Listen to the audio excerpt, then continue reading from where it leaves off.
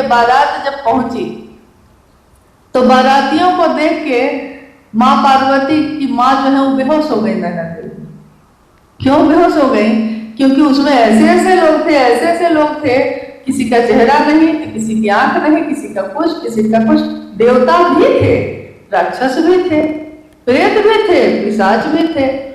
तो महादेव के दरबार में रहते तो सब हैं, लेकिन महादेव के लिए वो सब बराबर होते हैं, कोई छोटा कोई बड़ा नहीं होता। ऐसा नहीं है कि किसी देवता की सेवा में किसी राक्षस को लगा दिया जाता है, ऐसा नहीं होता। तो महादेव के हैं तो शिव शिष्य हैं, सारे शिव शिष्य तो महादेव के हैं, तो उनका अपने लिए उपयोग ले आना ये सर्वथा निषिद्ध है साहब के द्वारा। आगे आप क्या करेंगे आपकी मर्जी है, नियंत्रण करने वाले तो शिव हैं, हम आप तो है नहीं। गुरु जो चाहेंगे वो होगा। और कुछ है भाई? जी,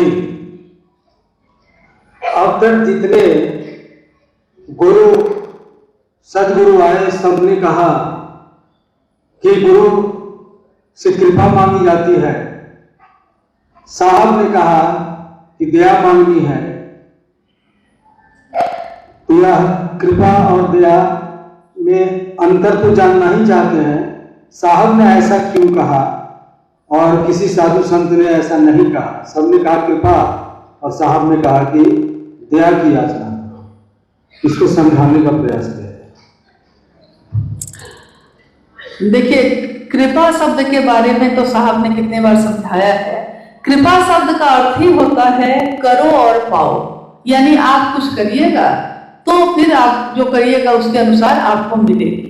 कोई मजदूर मजदूरी करता है तो शाम में उसको मजदूरी की कीमत उसको मिल जाती है।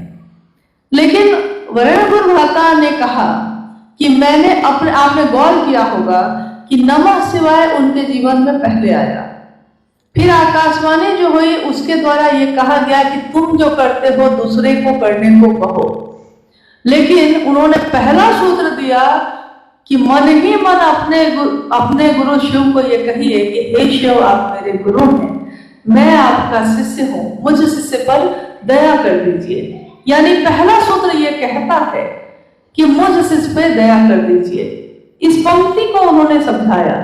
उन्होंने कहा कि मैंने पहले सूत्र में दया शब्द का प्रयोग किया इसके लिए क्योंकि हम आप जिस दुनिया में रहते हैं हमसे आराधना होती नहीं, साधना उपासना होती नहीं, मंत्रों का जप करने बैठते हैं, माला छूट जाती है, मन भटक जाता है, वो भी नहीं हो पाता।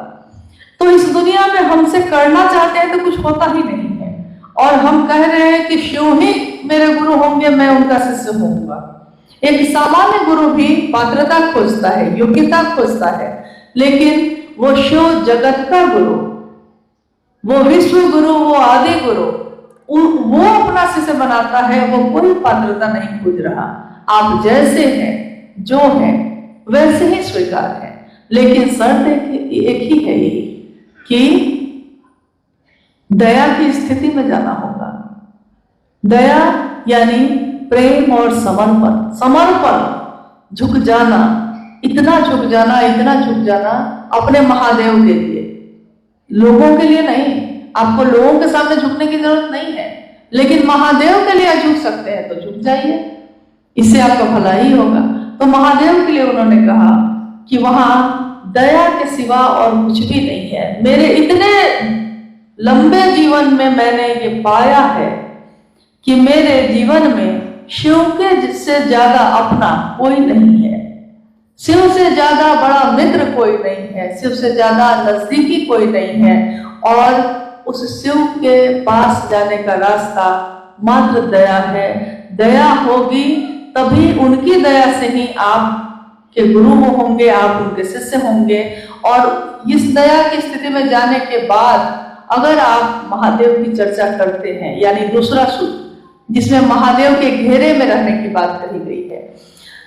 शिव चर्चाओं में हम लोग देखते हैं कि हम भी अगर महादेव की बात करते हैं या आप अगर सुन रहे हैं, अगर हम दोनों का मन महादेव के घेरे में नहीं होगा तो हम कितनी भी अच्छी बात कहेंगे, आपके मन में वो प्रवेश नहीं करेगा।